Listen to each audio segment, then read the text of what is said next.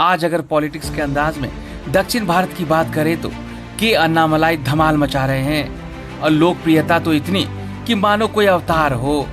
तमिलनाडु की धरती से पॉलिटिक्स के आगाज करने वाले अन्नामलाई राजनीतिक और सामाजिक परिवर्तन में सबसे आगे खड़े दिखते हैं, जो अपने सरल अंदाज और बहुमुखी भूमिका से सुशोभित है, जहां सेवा और नेतृत्व के प्रति उनमें जुनून साफ दिखता है।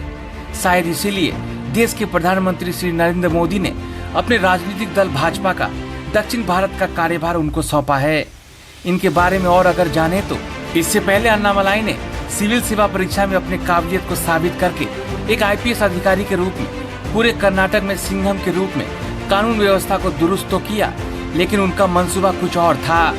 वो जन जन तक पहुंचना चाहते थे, क्योंकि वो जमीनी स्तर पर नेतृत्व और सामाजिक विकास को बढ़ावा देना चाहते थे, जो आईपीएस के पद पर रहकर मुमकिन नहीं था। इसलिए अन्नामलाई ने आईपीएस सेवा से इस्तीफा देने का निर्णय लिया और फिर अपने कुछ गैर सरकारी संस्था के माध्यम से सामाजिक कार्य में जुट गए। फिर अगस्त 2020 में अन्नामलाई ने भारतीय जनता पार्टी में शामिल होकर एक नए अध्याय की शुरुआत की और तेजी से भाजपा तमिलनाडु प्रदेश अध्यक्ष की भूमिका में आ गए। अब वह 2024 के आम चुनाव में कोयम्बटूर लोकसभा सीट से बीजेपी के बैनर तले चुनाव भी लड़ रहे हैं। नतीजन लोग उन्हें बेहद पसंद भी कर रहे हैं। अन्नामलाई की इस कठिन यात्रा में समाज की सेवा करने और तमिलनाडु के लिए एक उज्जवल भविष्य को आकार देने के लिए उनका दृढ़ संकल्प स्पष्ट दिखता है।